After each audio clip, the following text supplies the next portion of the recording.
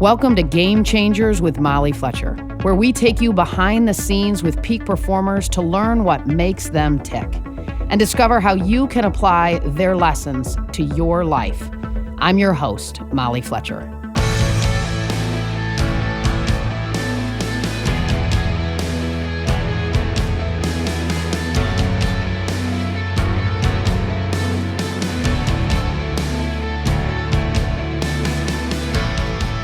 What essential leadership traits must our next generation of leaders possess? How will these men and women shape our future? Communicator, author, and pastor Andy Stanley joins us today to talk about the next generation of leadership. Named one of the top 10 most influential living pastors in America by Outreach magazine, Andy is the founder of Atlanta-based North Point Ministries. Andy has written more than 20 books and reaches millions of people each month through his TV show, Your Move with Andy Stanley, his podcast, and live events.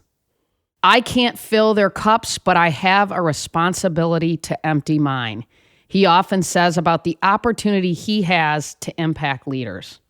On today's episode, Andy shares material from his leadership training sessions, breaks down the 5 essential characteristics of next generation leaders, and talks about the biggest mistakes he sees leaders make.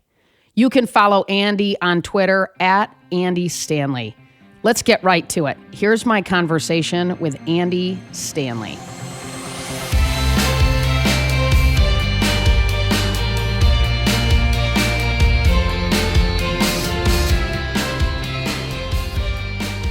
Andy Stanley, I am humbled and certainly honored to have the opportunity to spend some time with you. I can't thank you enough. So appreciate you jumping on today.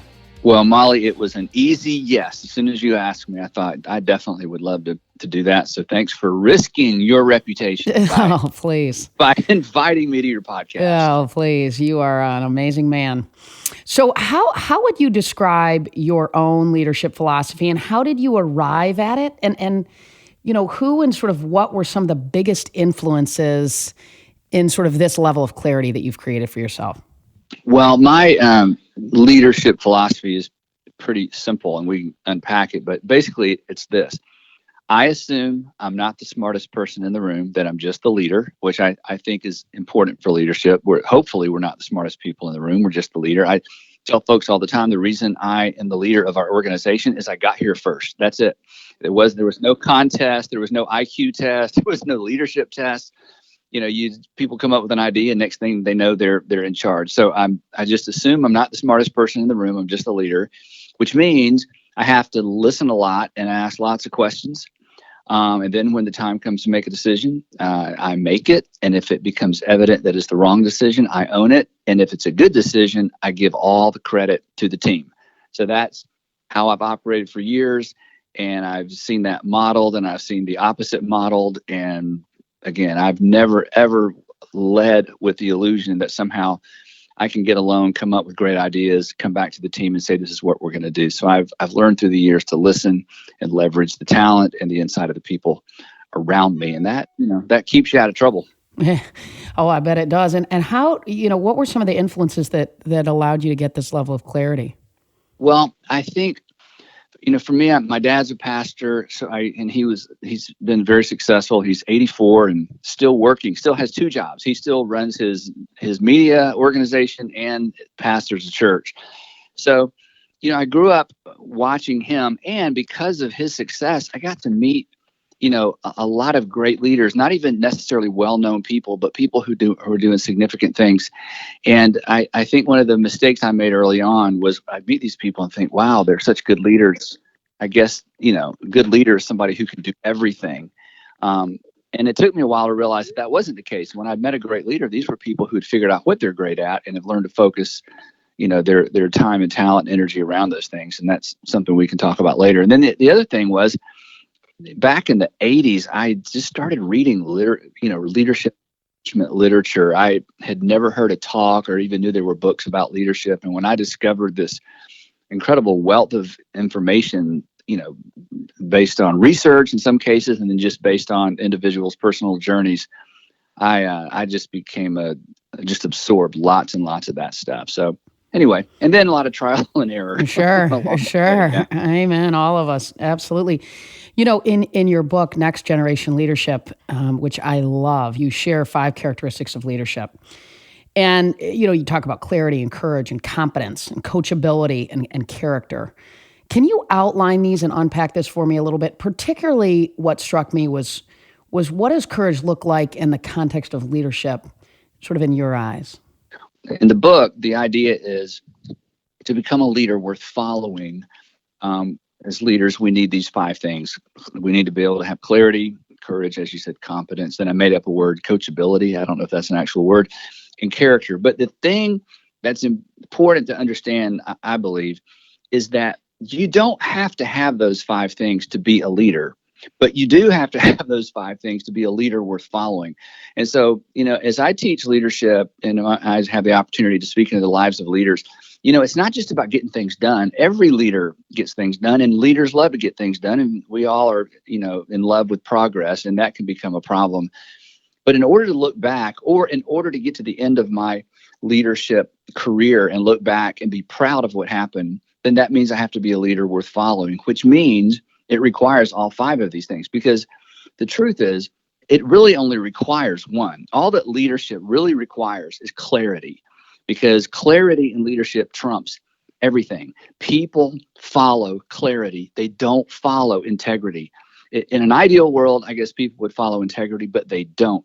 This is why we see people who have extraordinary disruptive personal life, or who really have virtually, seemingly, publicly no integrity, and yet they, you know, are able to get people to follow them doing incredible things, because people follow clarity, not integrity. So to be a leader worth following, it means that we have to give attention to things that aren't necessarily rewarded in terms of the day in and day out leadership, but in terms of having a legacy of leadership, it requires all 5 of those things. Recently, I did an informal campaign slogan survey with a bunch of people. And I went back through the election of President Obama, his first term, second term, and President Trump. And I just began to ask all these questions, and I would throw out the name of a candidate and ask, do you remember their campaign slogan? And as you would guess, the only 2 campaign slogans anybody even got close to remembering correctly was President Obama's and President Trump's, because clarity trumps everything. It just does. It's so extraordinarily powerful. So again, to be a leader worth following, clarity, courage, competence, you know, the ability to take advice, coachability, and this character. And I define character as the willingness to do, or the will to do what's right, even when it costs you something. But I don't want to be misleading. It really just requires extraordinary clarity. And the reason is, and we can move on, is that clarity communicates certainty, and that's really what people want. People want certainty. Even if it's pie in the sky certainty, they'll buy it. Even if the facts don't support it, they'll buy it. And even if it's just too good to be true, they'll buy it. We're just all suckers for certainty. And the leader that communicates the clearest oftentimes communicates, hey, follow me, and there will be certainty in your future. And, you know, we just buy into it. And that's never going to change. That's not I don't think that's necessarily well, I don't think it's necessarily a good thing, but it's just an is thing. And so, again, the challenge for those of us who want to be leaders worth following is, are we willing to leverage more than just our ability to be clear, so that at the end of the day, there's a legacy, there's something to look back on and something to be proud of, that we were in fact leaders worth following. You and I had the pleasure and the honor to speak at LeaderCast this year, which was so fun, and I was humbled to follow you. And I remember the previous year I attended, and I heard you talk about that as it relates to the presidents. And boy, was that really telling when you did that survey and who remembered what. So yeah, people just yelled it out. They just knew. I know. I remember that. It was very cool. It was incredible. Well, it certainly, and you're obviously, you know, so good at creating clarity as a speaker, obviously. And so you created that clarity so quickly with people with that analogy. So, you know, when you think about leadership, what would you say are some of the biggest mistakes you see leaders make, so that our listeners can sort of hear that side of it as well? That's a really fascinating question, and not, you know, again, to be sort of at 30,000 feet, we could obviously get down into the details of even stories that, you know, are many of your listeners, I'm sure, are familiar with. I think 2 or 3 things come to mind. One thing, this is a very subtle thing, is I think oftentimes leaders confuse their responsibility with their competency. And what I mean is, in my organization, I'm responsible for things I don't know anything about. I'm responsible for things I virtually know nothing about. If I were to walk into our IT department and start trying to lead, it would be a disaster. And so as a leader, learning to distinguish between, okay, I may be responsible for everything, but I don't know much about anything. I think when leaders get outside their core competencies, they begin to undermine their own success. I think another mistake, big mistake, especially with young leaders, is the temptation to make too many decisions. The most empowering thing I can do as a leader,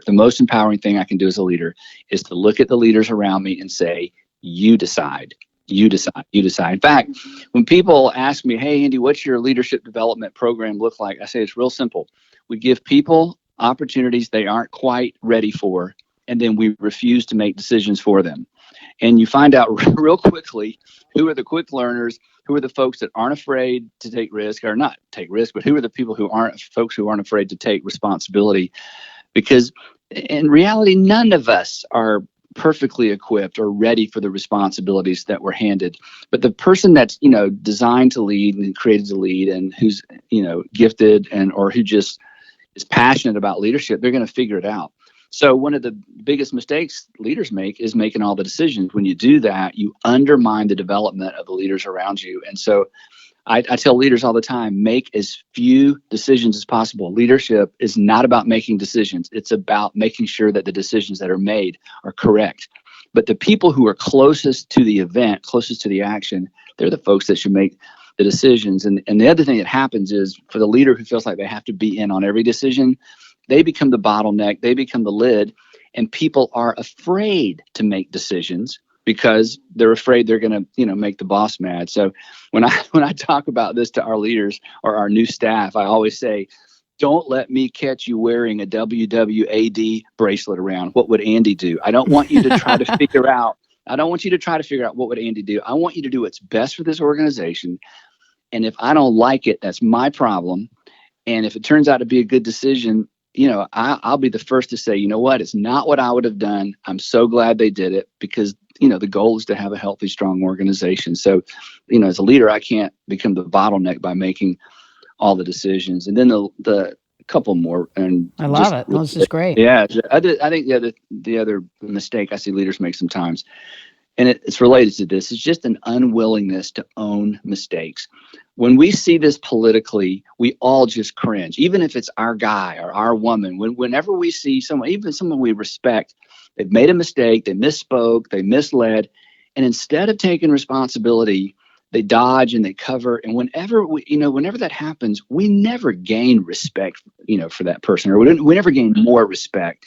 So I think leaders have got to be willing to own their mistakes. In fact, they need to over-own their mistakes. And here's what we know, based on human nature: people will forgive us for bad decisions. In fact, you can actually gain moral authority and credibility by owning a bad decision, but you lose both when you cover up. So, I say to young leaders, look, the goal isn't to be perfect. The goal isn't to get it right every time. The goal is for people to follow you, and they will follow you if you're authentic. They will stop following you when they lose respect, and they'll lose respect when they feel like there's just hype and cover up. So just, be open-handed, be transparent. You're not going to get it right every time. That's okay. But not okay is to not get it right and to not be willing to own it. So those are 3 things that just surface when you ask that question. Super helpful. I was in the agent business for a long time, and one of the things we used to always say is to our athletes is tell the truth, tell it fast, and tell it yourself. Yeah. That's exactly right. There are things that people need to hear from us. It needs to come out of our mouth. Don't email it. Don't cover it. Don't do a public service announcement. Don't, just own it. And you're right. The sooner and the clearer, the better. And besides, as then it disappears. I mean, it disappears. But the moment we start fudging and hiding and backtracking, doesn't work. It just gives it in. It never works. It never works. Yeah. Andy, one of the things, in the book, you talk about how the quest to become a well-rounded leader is a mistaken aspiration, and instead we should focus on our unique gifts, which really struck a chord with me. And so I guess I would start by asking, what is your greatest gift? And maybe what are not? And what role does that play in the way you lead? Well, this is such a big deal in leadership. The whole idea of hey, I've got to be good at everything. I've got to be well-rounded. And that really is a mistake. And the best analogies or examples of this are in the field of athletics, because who cares what the pitcher's batting average is, right? I mean, it's okay. We know that he's going to bat last, and we don't really care. What we care about is what he can do from the mound. Well, that's true of everything in life. The quicker we figure out what our sweet spot is, where we add the most value to the organization, that's really the key phrase. Where do I add the most value to the organization, and how can I get more of my time and my energy focused there? That's what leaders do. They figure out where they add the most value, and they schedule to that, they hire to that, they delegate to that. It really comes down to, I don't know where I heard this, I didn't make it up, that the bullseye on the target for leadership is to only do what only you can do. And I don't know that we can ever actually get there in organizational leadership, but that is the bullseye. It's to only do what only I can do, so that other people are doing things that I don't do well or don't do as well as they can do them. The less we do in terms of the things that we do, the more we accomplish. And the less that I do, the more I enable or empower other people to accomplish. And one of my struggles early on, it's embarrassing, is I made this horrible assumption. And when I say it, you're going to think, who would think that? My assumption was, if I didn't like to do it, nobody liked to do it. So I would hang on to things just because I thought, no, I can't ask them to do that because they hate it as much as I do. And I want to be a good leader and a good role model. And I discovered that there are things that I can't stand to do that people wake up in the morning, they can't wait to do them, which is so obvious. But it took me a while to figure that out. So then I began letting go of things I wasn't good at anyway, and that gave other people opportunities. So the less we do, the more we enable other people to do. That's a neat way to think about it. And how would you say, for somebody, maybe for a young leader that's listening, right, and they say to themselves, well, I'm not really sure what my unique gifts are. How would you tell them to get clear on that? Well, there's a whole section in the book on that. In fact, I have several exercises, but the bottom line is young leaders need to do as much of everything as possible. You don't start off by only doing what only you can do, because we don't know what it is that we can do. So I tell leaders, do a broad range of things, do as many things, and then pay attention to what energizes you, what saps your energy, what you become the go-to person for in the organization, what seems effortless to you that seems daunting or an overwhelming task to other people. Just pay attention to the rhythm, pay attention to the things that you look up and, my goodness, 3 hours have gone by and I feel like I've been sitting here 15 minutes. All those things are clues in terms of how we're wired, what drives us and what motivates us. But it just takes time and experience to figure that stuff out. You asked a minute ago what I felt like, sort of what is my only do what only you can do thing is. For me, I'm a good vision caster. I'm a good consensus builder, and I'm a good public speaker. But that's it. When the joke around here is, if I ever step out of those lanes, things don't go well. It really doesn't. I've given the people around me permission to say, no, we'll handle that. And I'm like, no, Andy, you think you're helping, you're not helping, you're slowing things down. Just get back in there, come up with another outline, work on your words. You're a good word person, And the thing is too, when a leader gets this, an organization should never reflect a leader's weaknesses, but an organization should always reflect their strengths. And the way you make that happen is by staying away from the things you're no good at. So our organization's known for extraordinary events. I do not go to event planning meetings because I am not helpful in event planning. And when it comes to events, they tell me what my role is, when to show up, how long to talk, and then when to sit down. And the events are extraordinary. And I get all kinds of credit for, these great events, but it's because I don't plan events. I'm just not good at that. But because I'm the boss, they're going to let me talk as long as I want to talk and nod their heads like all my ideas are good ideas. So again, it's figuring out that place, and again, where do we add the most value to the organization? Mm-hmm. Well, and what you said that I think is powerful is you've created an environment in which people feel like they can give you feedback that's real and tell you, you know what, Andy, you're not helping. And I think that's a great point, right? That to create an environment where people feel like they can tell a leader maybe where they're helping and where they're not. So Yeah. And that's not an accident, right? You created and No. cultivated that. And this is a great point. That either is a part of an organization's culture or it's not. And the leader shapes the culture of the organization. There's no getting around that.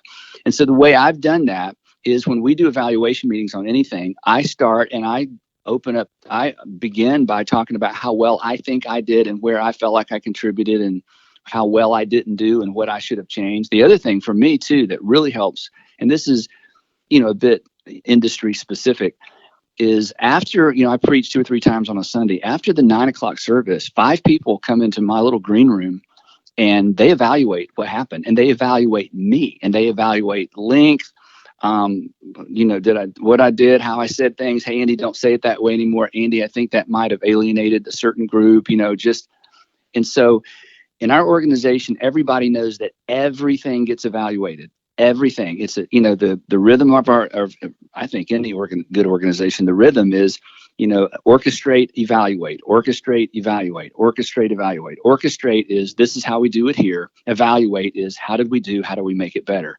So when the leader is thrown into that cycle of evaluation and orchestration, then people realize, you know what, nothing's off limits. We all want everything to get better, and nobody is above being evaluated. So I think as a leader, we have to look for ways to be intentional about putting ourselves in that environment. And then it opens, people are a little bit more open-handed about being, critical in a good way and helping all of us get better. So, So I'm hearing we should come to the morning mass to get the morning service to get kind of the raw stuff, and the later in the day we get the better stuff. That's right. It hopefully gets better. It doesn't always. Sometimes I make another complete set of blunders. I doubt it. I have heard you for years. You're incredible. What advice do you have for leading through change, right? You talk about certainty. Yeah. But what if there isn't for someone and they're trying to lead and there's just a changing environment internally and even maybe externally outside of the organization? Well, this goes right to the heart of leadership, and I'll tell you why. And tell me if I don't answer the question, but here's a couple of comments before we jump into that. And this is so important for leaders. Uncertainty is not an indication of poor leadership.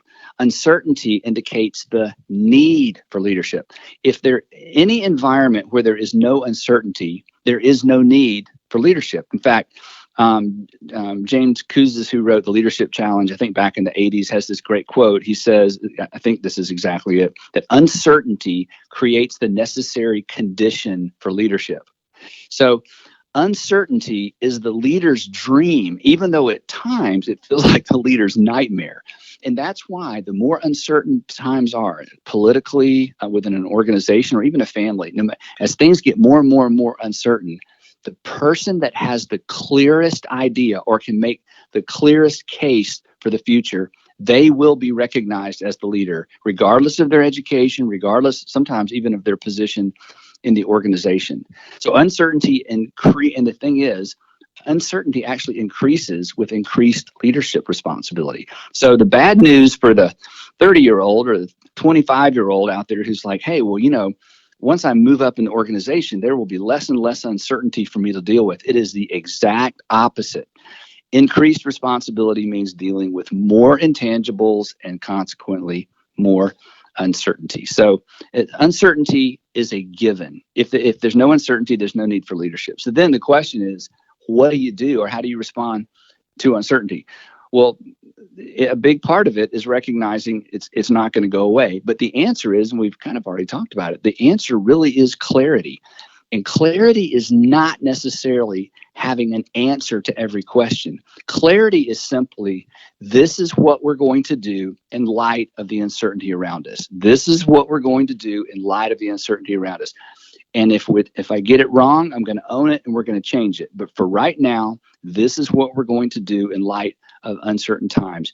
And people follow and people rally and people will, move in unusual directions with incredible energy if there's clarity.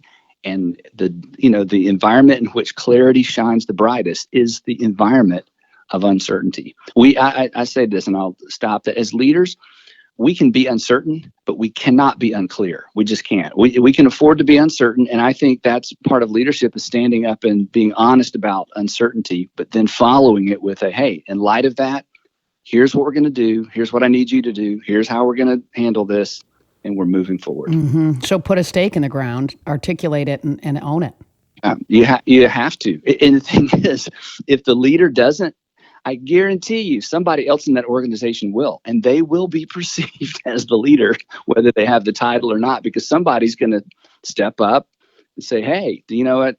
This is the direction I think we should go. And they're going to say it with enough confidence that people are going to lean in their direction. It happens all the time. Well, to your last point, how can you establish yourself as a leader if you aren't in that traditional role yet, right? So for maybe some of the young people listening, how does that work? What advice would you have for them? Your listeners are going to think that you set me up for this question, and I promise that that's not the case. This fall, one of my good friends who has worked with us for about 10 or 12 years is actually coming out with a book called How to Lead When You're Not in Charge.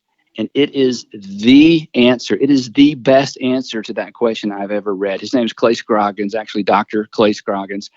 And in fact, we've done a couple of podcasts on this book, but it comes out in the fall. It's called How to Lead When You're Not in Charge. And his insight into this very question of what does a young leader do when they're trying to gain influence, trying to learn to leverage what little influence they have. How do you lead up? How do you lead when you're the new person, low man on the totem pole, low woman on the totem pole? So that's I would highly recommend that. It comes out sometime this fall. And we can probably pre-order it now. Can we pre-order it now on Amazon? You know what? I think it is out on Amazon right now. How to Lead When You're Not in Charge by Clay Scroggins. But in the meantime, going back a little bit to what I said earlier, in our organization, when a young leader or a new leader volunteers to address an issue that's outside their job responsibility, but it's something they're passionate about, that always gets my attention. I never forget that person's name. Like it's, everybody's supposed to do a good job. Everybody's supposed to do what they're hired to do. But when a young lady or a young guy on staff says, hey, you know what, I've noticed this, nobody's doing this. Is it okay if I spend some time thinking about working on this? I'm telling you, I just can't help but keep my eye on that person, because that's somebody who has taken initiative, who is trying to make the organization better and is not content, because leaders are never content, is not content to just stay in their lane because, their job description says this is where you need to stay. And young leaders need to be careful with that. With youth comes arrogance. We all had to deal with that. But a mature young leader who takes initiative, takes responsibility, they're just going to get people's attention. And again, it's related to the culture of the organization. We just hired this fabulous young woman who's I think she's 23, 24. And the way we got her, she took about a 15% pay cut to come work for us. But here's what she said. She said, at my other company, and it's a big company, it's a company many of your listeners would recognize. She said, at my other company, they kept telling me to slow down. I said, you're hired. Yeah. I love it, right. And we will never tell you to slow down. But again, here is somebody who stepped into a culture to where somebody who had that kind of initiative kind of rocked the boat for everybody else, apparently, who's just kind of plodding along. And so she's been with us about 4 months now. And my goodness, what an extraordinary hire. But she's just one of those people who's going to make everything better and look for opportunities to make things better that aren't necessarily part of her job or, on her watch. So young leaders, that's one thing I can tell you that will get people's attention. Maybe not for the best, but eventually, good leaders are looking for other good leaders. And how, how do you advise somebody to do they ask permission, Andy, from their leader to do that? Yeah. In fact, I tell you this, and not to give it all away, but one of the people that Clay interviewed for his book is the Chick-fil-A operator that came up with the milkshake. Oh, wow. Very cool. Yeah. And so this was something they'd been kicking around. And this guy basically, short story is he just got tired of waiting. But he appropriately approached management, began to experiment on his own. And it's an incredible, incredible story. And it is the perfect model for how in the structure of an organization, somebody with an idea can bubble that idea up to the top. So That's great stuff. I'm all over that book and all over that. This is, yeah, he'd be a great interview, probably. all right. Book about, yeah. Okay, good stuff. I'm on it. How do you measure your success and growth as a leader? How do you measure that? Well, again, it's a bit industry specific, but for me, I love to watch it work without me. Whenever I can watch what we do happen and I'm not involved, to me, I'm telling you, it is the greatest feeling in the world. And for us specifically, yesterday actually is an example of this. I was not preaching. We have about 8 campuses in the Atlanta area, 8 churches. And so everybody was doing their own thing. So I sat at home and watched 4 of our different campuses do their thing. And it was amazing. They were all amazing. Every single one of them, I thought I would have never come up with that. I would have never thought of that. In fact, 2 of our campuses did something I did not think was a good idea. And when I heard about it, I said, you know what? I want you to pursue this, but here are my questions. Here are my concerns. And they executed it perfectly.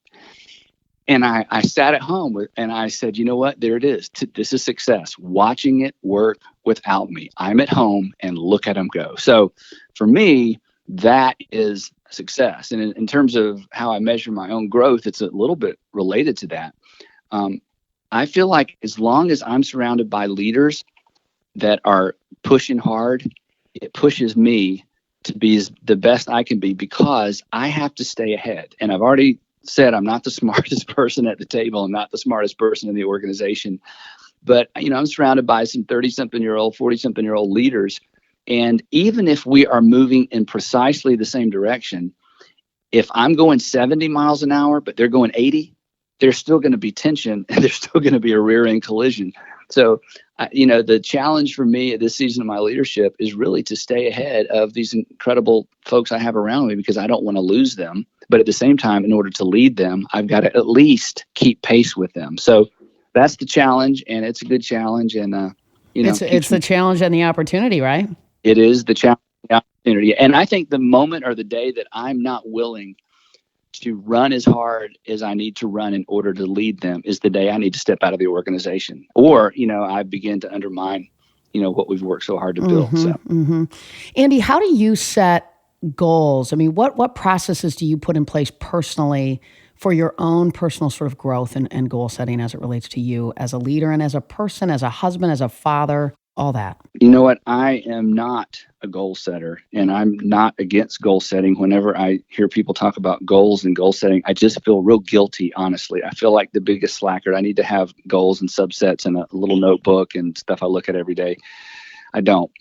I have a family mission statement that I look at every day. It's not even a goal. It's just basically a North Star. And I have essentially the same thing for our organization. And that's really it. And again, and I'm not recommending that. That's not something to model. That's just, again, it's a bit more of the way I'm wired. And I think, too, because about half of my work week is spent preparing an outline for a message to deliver on Sunday, that short-term goal sucks up all my goal energy. And it's unbelievable. I mean, every single week you are coming up with a new message, a new angle, a new piece of information for your, for everyone. I mean, it's really incredible. Daunting. Yes. I mean, it really is when you stop and pause and think about it, as I have, about what you do and how you do it. Andy, I just have to put a plug in for the Your Move app, which I absolutely have found so amazing. And one of my favorites is Guardrails, where you talk about parents, kind of parenting. In that piece, can you just give our listeners a snapshot of Guardrails? Because I know we have parents that are listening, and it was a powerful one for me personally. Well, again, your audience is going to think that you set me up with this, but actually, I did the Guardrail series many years ago, and people use it all the time for lots of different things. So this fall, actually, believe it or not, backed by popular demand, I'm going to preach that whole series because the other one's so old. Whenever I see it, I think, did I really wear that? Was I 18 when I did this? And I've learned a lot of things since then. But essentially, the bottom line is this. Guardrails, are, physical guardrails for on the highway, on bridges, on curves. Guardrails are in safety zones in order to keep us out of zones that are unsafe. The guardrails aren't over the cliff. Guardrails are, inside the safety zone. And so the whole premise of this series is that in every area of our life, whether it's parenting, whether it's our money, whether it's our time, our morality, whatever it might be, that we need to establish guardrails that when we hit those guardrails, they ding our conscience and they make us sit up and take notice. They create attention that requires our attention. So that's basically the premise. And then in one of those installments, I talk specifically about parenting and, setting up guardrails with our time and prioritizing our families and children and marriages and all those kinds of things. It's such a good app, and that content particularly was one that I loved, but all of them are just absolutely incredible. I'm so excited for the new one to come out. Well, thank you.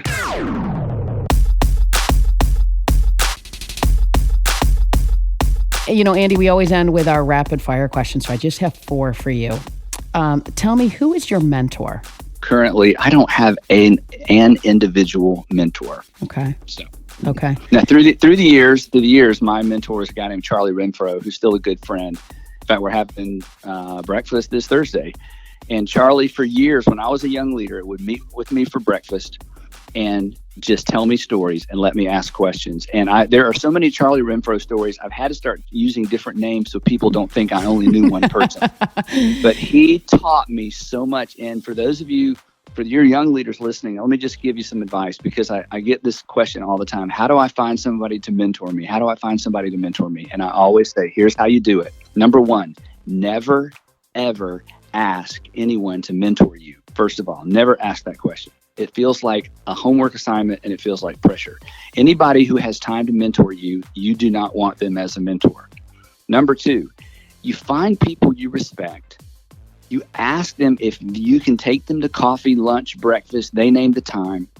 And you just want to ask them 3 questions, and you send them the questions ahead of time.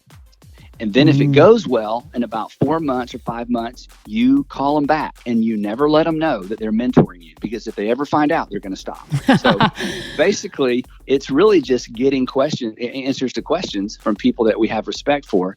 And most people love to talk about things they know about. So, sure. And that's what Charlie did for me. There was no agenda. It was just me and Charlie at the original House of Pancakes by Piedmont Hospital for years on Tuesday mornings at 6:30 or 7 o'clock. Wow. And wow, his imprint on my life is deep. So I'm so grateful. Wow, that's it. And you're saying, and you probably drove it, right, Andy? I mean, you owned that relationship and you drove that relationship. Well, actually, it started off, I was a youth pastor working with high school kids. He had 2 kids in our youth group. So he just took me out to breakfast, I think, to find out who's this goofball who's, responsible for my kids. Sure. And then he just kept asking me, and then it just became a habit. And I'm just so grateful. That's a heck of a habit. What is your biggest fear? My biggest fear is that I will take my foot off the gas as a leader in this organization. And again, this isn't necessarily for everybody, but I love our organization. I love it. It's never been a job for me. I want to create extraordinary churches that unchurched people love to attend. And my only fear is that I would either, age, season of life, whatever, that I would either get distracted or, again, comfortable. Because I'm super comfortable. I've succeeded. I'm fine. I just don't want to ever be that leader. I want to hopefully have the courage and the insight and the people around me who would let me know that it's time for me to step out of this role and let somebody else do it. So I think about that a lot. So, what is the best advice you've ever received? I don't even know where I stumbled onto this, but one of the sort of my filters for every decision is, what story do I want to tell? What story do I want to tell? Every decision becomes part of our story, and more of our story gets told than we want, and the negative parts get told over and over and over and over. So whenever I make a decision, I realize this is one day, no matter how big or how chaotic, one day this is going to be nothing but a story I tell. How do I want to tell this story?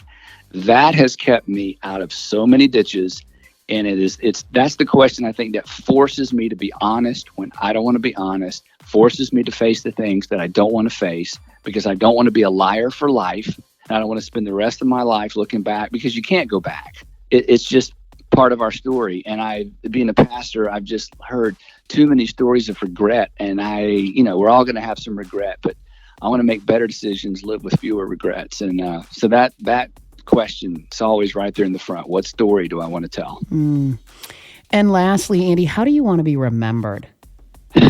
I do know the answer to that question. And it is so personal. Oh, okay. I don't think I've ever told anybody, but I'll give you a hint. Okay. And you don't have to, Andy, I know. Okay. No, it's a fair question. Okay. Well, first of all, I don't think I will be remembered. I don't think any of us. I mean, we'll remember George Washington, right, and Abraham Lincoln, and there's Martin Luther King Jr. There's some people we're going to remember, but in terms of the people who know me or have known me, in terms of how I want to be remembered, I want to be remembered related to my role as father and husband. Period. The rest of it, somebody else could have done. The rest of it, somebody else is going to do. My only permanent roles are those two roles, and so.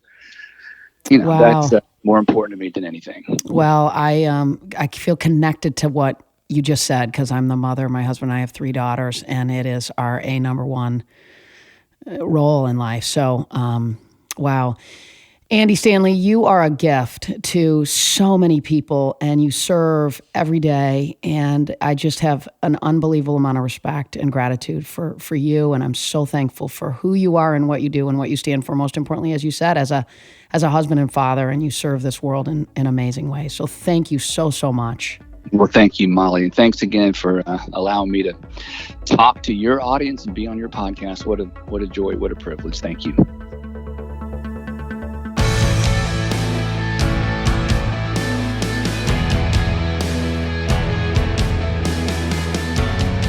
Thanks, as always, for listening to Game Changers with Molly Fletcher. If you like the show, be sure to subscribe on Apple Podcasts. There you can listen to previous episodes and leave us a review, which helps other people find out about the show. For more about me, visit mollyfletcher.com. Until next time, stay curious and be bold.